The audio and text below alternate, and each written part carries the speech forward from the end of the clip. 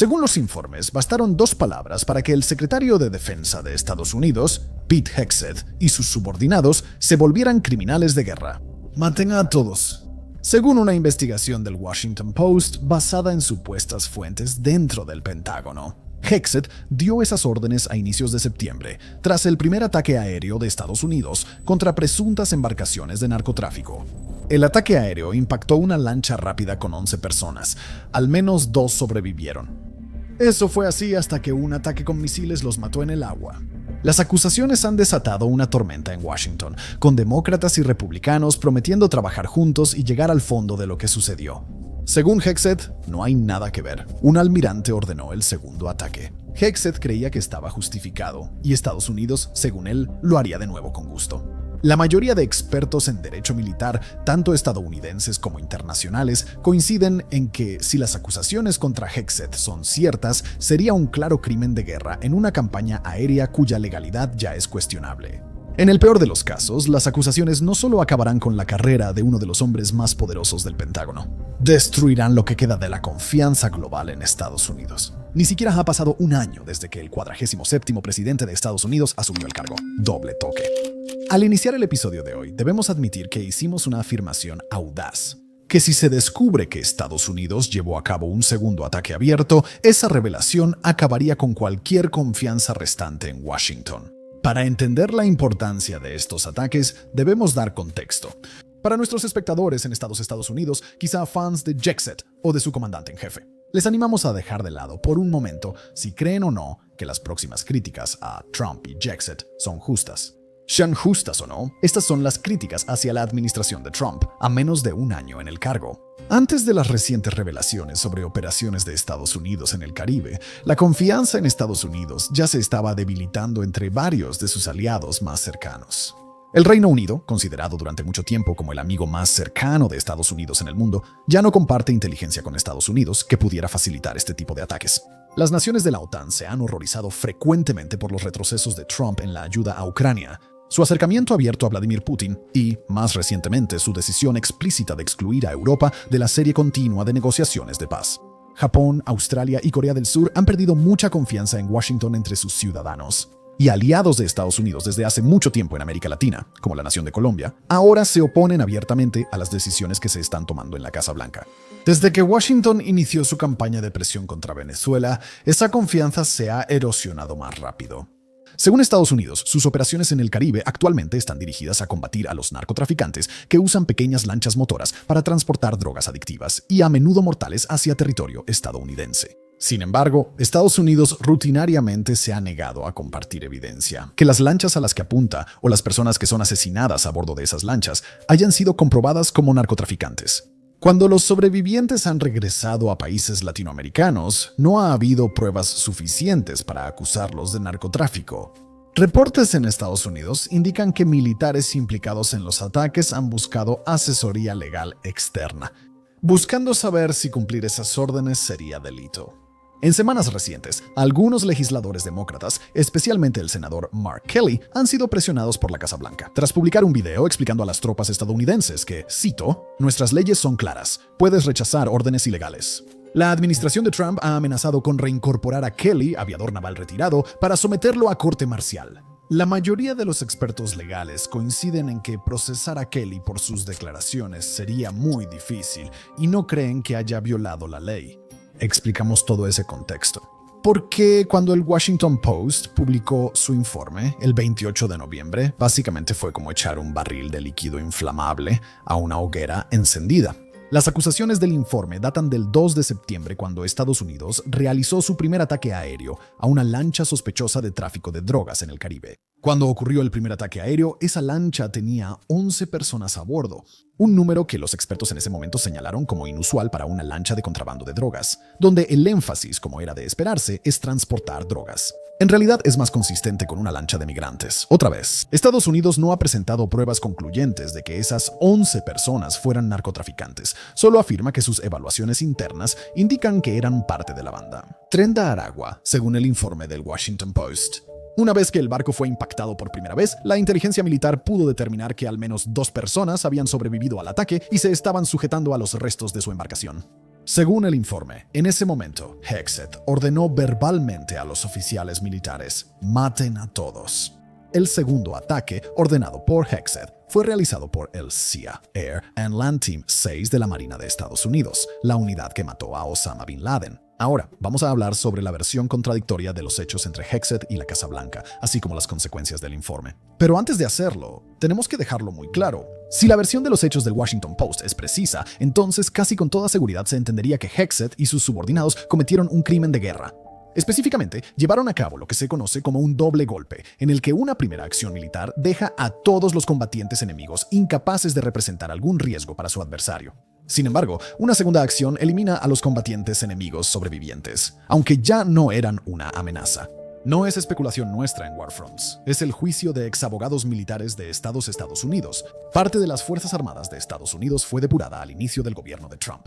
Un grupo de trabajo destacado afirma que el antiguo grupo JAGS considera unánime que dar o ejecutar estas órdenes, si es cierto, son crímenes de guerra o asesinato. Fin de la cita. Según sus juicios, si Estados Unidos está en un conflicto armado no internacional, como afirma, entonces matar a sobrevivientes de un ataque previo es ilegal bajo el derecho internacional. Si Estados Unidos no está en un conflicto armado, entonces simplemente es asesinato utilizando las herramientas de fuerza letal disponibles para el ejército estadounidense. Como las órdenes de matar sobrevivientes de un ataque en el mar son claramente ilegales, quien las emita o siga puede y debe ser procesado por crímenes de guerra o asesinato.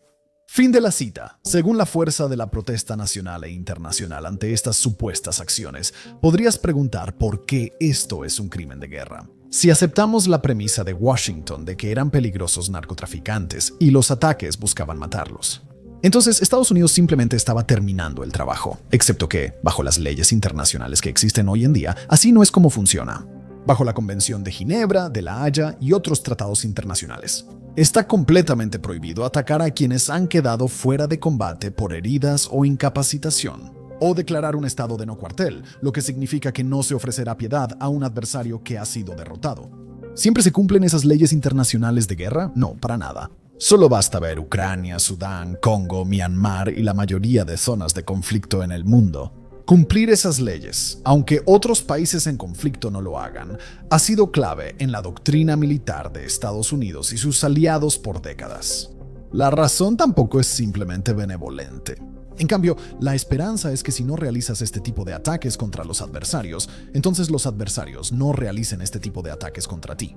Tampoco es una situación en la que, digamos, un grupo de insurgentes armados fue atacado con un bombardeo aéreo, pero algunas personas sobrevivieron y trataron de huir para esconderse. Si las acusaciones contra Washington son ciertas, entonces las personas que fueron objetivo del ataque quedaron completamente expuestas, sin capacidad de luchar o causar daño a Estados Unidos.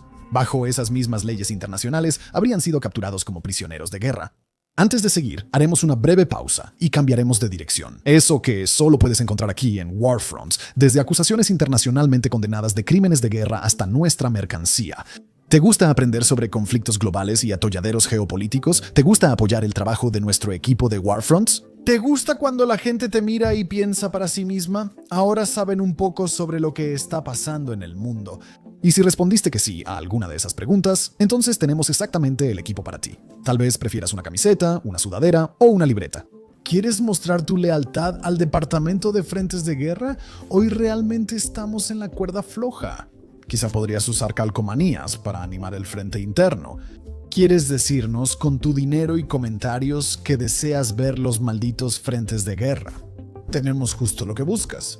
Ve a storefront.sco, eso es storefront.sco, o visita la sección de tienda en este mismo canal de YouTube.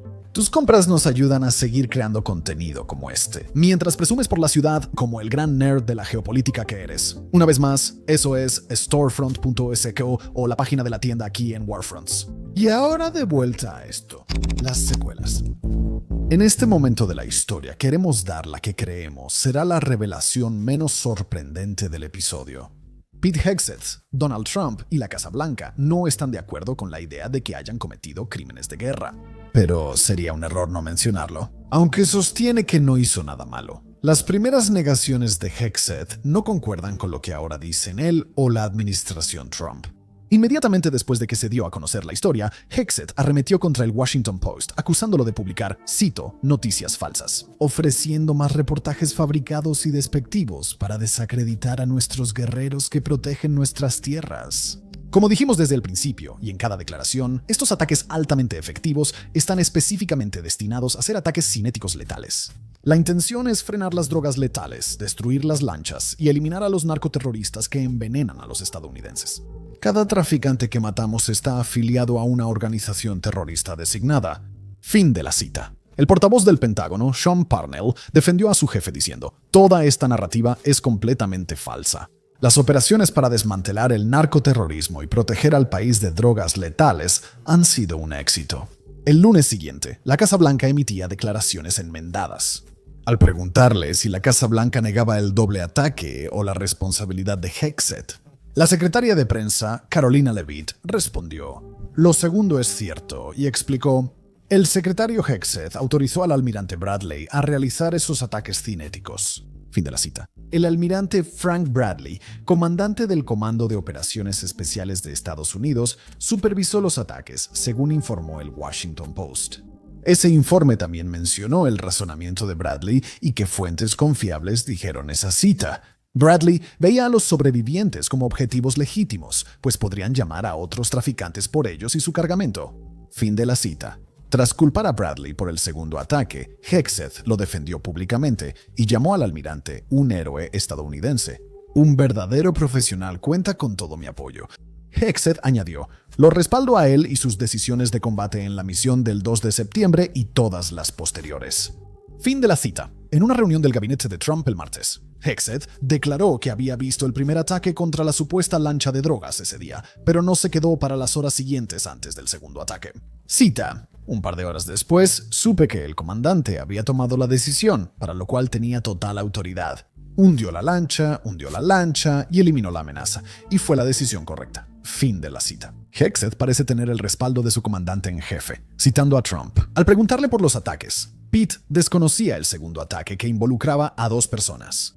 Durante el fin de semana, Trump reiteró: "No, yo no habría querido eso. No un segundo ataque". Y ya que estamos hablando de cosas que sucedieron durante el fin de semana, sería un error no mencionarlo. Hexed publicó una imagen generada por inteligencia artificial de Franklin la Tortuga disparando un lanzacohetes a lanchas de narcotraficantes desde un helicóptero militar. Vivimos en tiempos realmente extraños. Aún así, los legisladores de Estados Unidos dicen estar listos para avanzar con más investigaciones. El republicano y el demócrata de mayor rango en el Comité de Servicios Armados de la Cámara de Representantes de Estados Unidos, Mike Rogers y Adam Smith, respectivamente, anunciaron que iniciarán una investigación sobre lo sucedido, mientras que el Senado de Estados Unidos hará lo mismo. También en un esfuerzo bipartidista, Hexed enfrenta una intensa presión de miembros de su propio partido, incluido el senador Rand Paul, quien afirmó después, cito: "O nos estaba mintiendo o es incompetente y no sabía que había sucedido". En el lado republicano de Washington, el senador Tom Tillis dijo: "No tienes que haber servido en el ejército para entender eso. Eso fue una violación del código ético, moral y legal". Y así, que si los hechos resultan como se están reportando actualmente, entonces alguien tiene que largarse de Washington. El jefe de derechos humanos de la Organización de las Naciones Unidas pidió a Washington investigar a fondo el caso, destacando la posible existencia de ejecuciones extrajudiciales. Mientras tanto, como era de esperarse, los legisladores demócratas en Estados Unidos han emitido fuertes condenas contra las supuestas acciones de Hexed. En cuanto a las sanciones que Hexed y otras personas dentro de su cadena de mando podrían enfrentar finalmente, hay 2 formas de ver la situación. Por un lado, el precedente internacional indicaría que Hexed y sus subordinados podrían recibir incluso la pena de muerte. Un caso clave es el juicio por crímenes de guerra tras el hundimiento en 1944 del barco griego Peleus por un submarino. 3 oficiales nazis fueron ahorcados por ordenar disparar a los sobrevivientes del Peleus, combatiendo en nombre de la Alemania nazi. Sin embargo, hace mucho que un líder internacional como Hexed no enfrenta un escrutinio similar. Para Estados Unidos, permitir que Hexed enfrente juicios sería impensable. La Ley de Protección de los Miembros del Servicio Estadounidense de 2002 da al presidente autoridad legal para actuar. Todos los medios necesarios para liberar o recuperar a personal estadounidense o aliado detenido por la Corte Penal Internacional. Hay una razón por la que la medida es apodada la Ley de Invasión de la Haya, en referencia a una operación hipotética que la ley literalmente autoriza al presidente de Estados Unidos a aprobar. Debemos ser claros, las acusaciones contra Hegseth y sus subordinados son solo eso por ahora. Son acusaciones para las que aún no se ha presentado suficiente evidencia como para cumplir con ninguna carga de la prueba. Pero si el ambiente en el Capitolio es un indicio, Hegseth será sometido a investigaciones exhaustivas. Si los hallazgos de esas investigaciones son tan sólidos que llevan a medidas bipartidistas en su contra, solo un perdón presidencial podría sacar a Hegseth de esto. Incluso sin pruebas contundentes, estas acusaciones probablemente bastarán para eliminar la confianza en los compromisos de la administración Trump con el derecho internacional. A los ojos de los aliados de Estados Unidos, aunque la Casa Blanca niega que Hegseth fuera cómplice, está justificando y respaldando la idea de un ataque doble. Los líderes internacionales aún no se convencen con su razonamiento. Y si esos líderes creen que Estados Unidos está cometiendo crímenes de guerra, entonces no se puede predecir cómo podría cambiar su postura hacia Estados Unidos